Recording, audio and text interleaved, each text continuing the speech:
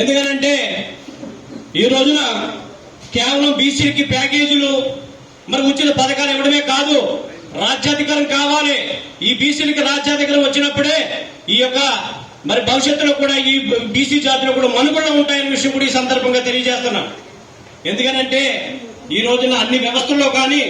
అన్ని పారిశ్రామిక వ్యవస్థల్లో కానీ, మరి ఆర్థిక వ్యవస్థల్లో కానీ మరి అన్ని కూడా అగ్రవర్ణానికే పరిమితం అవుతుంది తప్ప మరి బీసీలో ఈ రాష్ట్రంలో 60% ఉన్న ఈ బీసీలో కేవలం మరి కార్మికులు గాను, కర్షకులు గాను,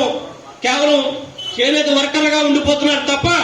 వీళ్ళు ఎప్పుడు కూడా శాసించే స్టేజీలోకి వెళ్ళకపోతున్నారనే విషయం కూడా మరి ఈ సందర్భంగా తెలియజేస్తున్నాను. ఎందుకనంటే చాలా బాధాకరం విషయం. ఈ రోజున మరి గతంలో ఉన్న ప్రకారంగా చూసుకుంటే మరి పూలే గారి సిద్ధాంత గారు చూసుకుంటే, మరి అలాగే అంబేద్కర్ సిద్ధాంతాలు చూసుకుంటే, మరి కాంశీరామ్ గారి సిద్ధాంతాలు చూసుకుంటే ఎన్నో మహోత్తమైన ఉద్యమాల్లో చేసినట్టు వ్యక్తులు ఈ బీసీల కోసం, మరి అలాగే ఎస్సీ ఎస్టీ మైనార్టీ సోదరుల కోసం ఎంతో శ్రమించి మరి వీళ్ళని అధికార వైపు తీసుకెళ్లాలని 70 సంవత్సరాల నుంచి పోరాటం చేస్తే ఈనాడు కూడా బీసీల్లో కూడా ఈ ఆంధ్రప్రదేశ్ లో అధికారం వైపు కూడా వెళ్ళకపోయారంటే మనలో ఎంత వివక్షత ఉంది,